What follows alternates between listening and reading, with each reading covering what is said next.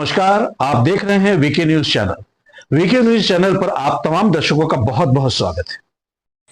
नमस्कार दोस्तों, मैं हूं विवेक मिश्रा और आज अभी आया हूं मैं डंडी बाग गया गदाधर श्री नंदी गौ सेवा आश्रम में डंडी बाग में है। तो आइए जानते हैं, आज हमारे यहाँ गौ सेवा आश्रम में मांझी जी आ रहे हैं, उनसे कुछ पूछना चाहेंगे कि सर आगे का मतलब गौ सेवा गौ के लिए मतलब कुछ बताइए सर। तो अभी कुछ ही क्षणों में मांझी जी आ रहे हैं, उनसे मैं आपको रूबरू कराता सह संचालिका मैं वीके न्यूज से विवेक विंध्या कुमारी के बिना बने रहिए निवेदन हमारे को चैनल स्वीकार पे। करते हुए आज दिनांक 19 अगस्त को केंद्रीय मंत्री माननीय श्री जीतन राम मांझी जी सूक्ष्म लघु और माध्यम उद्यम मंत्रालय जी का आगमन अपने आवास पर संचालित गौशाला में पधारकर हमारे आश्रम को धन्य धन्य कर दिया। माननीय श्री जीतन राम मांझी जी ने निरीक्षण कर प्रसन्नता जाहिर की। ट्रस्ट की संचालिका ने उनके समक्ष गोचर एवं गौशाला भूमि, डॉक्टर की उपलब्धता एवं घायल लाचार पशु के लिए वाहन की व्यवस्था का अनुरोध किया। माननीय मंत्री जी ने सारी बातें सुनकर यह आश्वासन दिया कि मैं और मेरा मंत्रालय सारी सुविधा उपलब्ध कराने का भरपूर प्रयास करेगा। उन्होंने व्यक्तिगत रूप से गौशाला को अनुदान राशि गोवंश के आहार एवं औषधि हेतु प्रदान की। आज हम गौ सेविकाओं के लिए स्वर्णिम दिन रहा। उनका आश्वासन और मार्गदर्शन हमें प्राप्त हुआ, जिसके फलस्वरूप हम गौ सेविकाओं को अपने कार्यों को करने में बल प्रदान हुआ। उनके इस उदार करुण हृदय के लिए हम दोनों गौ सेविकाओं के तरफ से कोटि कोटि नमन और आभार, धन्यवाद। नहीं देखे हैं, तो इसको प्लीज़ मैडम ले जाइए गौशाला में। तब ये आई है इस तरह से, तो ये इसका घाव भरा है। अब जा करके सभा भवन के पास से ग्रसित किसी तरह से आए हुए हैं, ये सब हुए हैं।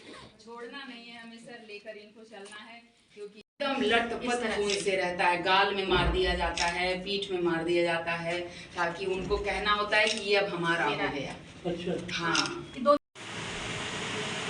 लीजिए।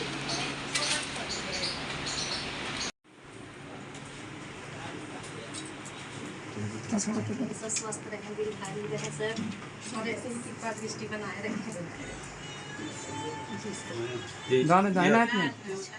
आज हमारे गौशाला में श्री जीतन राम मांझी जी आए हुए हैं और उनका प्रतिक्रिया हमारे गौशाला को देखकर बहुत अद्भुत रहा और वो प्रसन्न भी हुए। और उनका कहना है कि जो भी कमियां यहाँ गौशाला में हमें दिखी हैं उसको जल्द से जल्द पूरा किया जाएगा भी। और हमारी भी अपेक्षा है, उनसे आकांक्षा है कि वो इस कमी को जल्द से जल्द पूरा करें।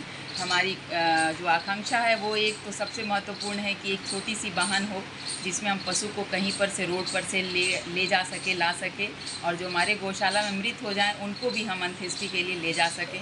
जो वाहन की सबसे बड़ी ज़रूरत हमें दिख रही है। और दूसरा एक है भूमि की, जो अब हमारे अपने निजी आवास की भूमि पर अपर्याप्त हो रही है ये जगह, जो अब हमें एक कहीं पर भूमि आवंटन हो मंत्री जी के द्वारा, ताकि सारे गया शहर के वासी के जितने भी लोग हैं वो जुड़ सके गौशाला से और वहाँ सारे निराश्रित असहाय पशु अपना आश्रय ले सके, उनको औषधि मिले, उनको उपचार मिले। बस यही मेरी एक योजना है जिसमें आप सभी अपना सहभागिता दें, बढ़ चढ़ कर हाथ बढ़ाएं। और रोड पे जो घायल हो जाते हैं गाय माता जो घायल हो जाती है, उनके बारे में आप मतलब यहाँ गाय को ला के सेवा आप करते हैं? जी। अब इस पे मैं कहना चाहूँगी कि अभी जितने भी हमारे पास गोवंश आए हैं गौशाला में, इन सब की चिकित्सा के लिए हम कभी कभी ज़रूरत पड़ा तो हम सरकारी चिकित्सक का भी हम सेवा लिए हैं, वो भी दिए हैं।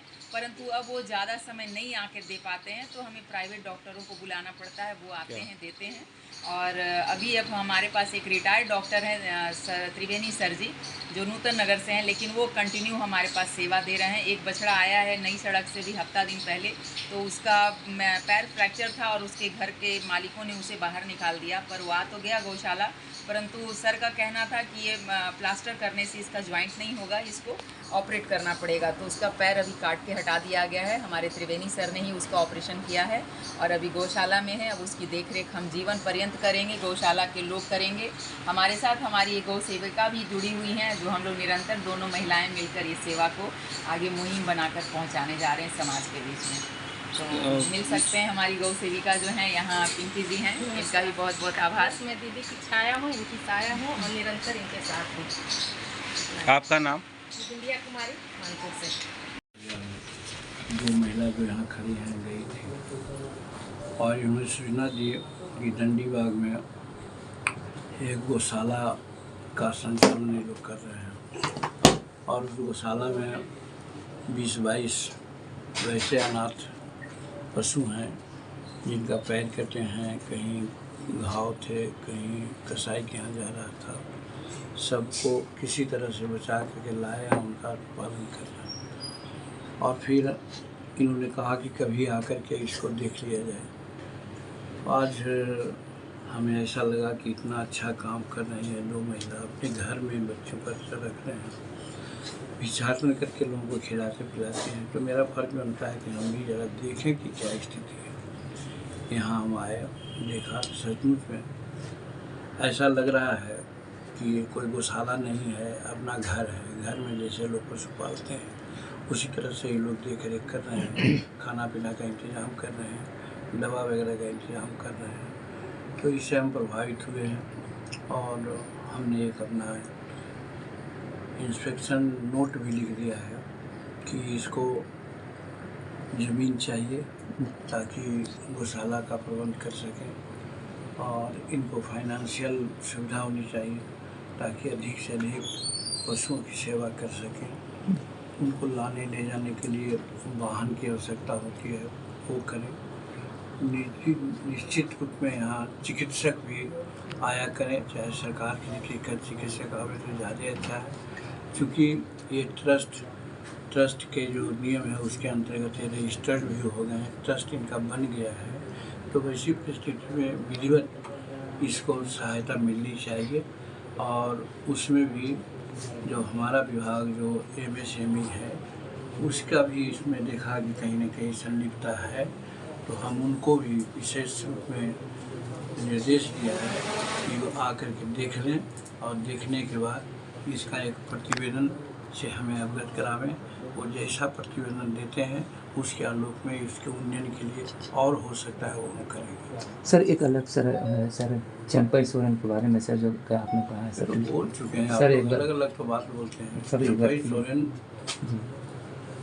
को जो वहाँ से एक तरह से झटका दिया गया है उससे हम लोग भी दुखी हैं।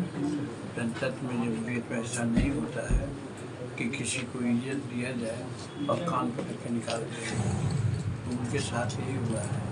ये बात सही है कि चंपई सोरेन को उन्होंने दिया था तो शायद यही समझ के दिया होगा कि आदमी करने वाले कुछ नहीं है, जो मन में आएगा वही हम करेंगे। और चंपई सोरेन 8-7 महीना रहे, अच्छा काम करके झारखंड में निकला भी है और हेमंत सोरेन के पग चिन्हों पर चल रहे थे। कहीं से ऐसा नहीं लग रहा था कि उस पार्टी के अगेंस्ट में कोई बात कर रहे हों। और ठीक है, जब हेमंत सोरेन को मिल गया जमानत के बाद आए तो एक प्रक्रिया होती है हटने हटाने की, उस प्रक्रिया को अपनाना चाहिए था।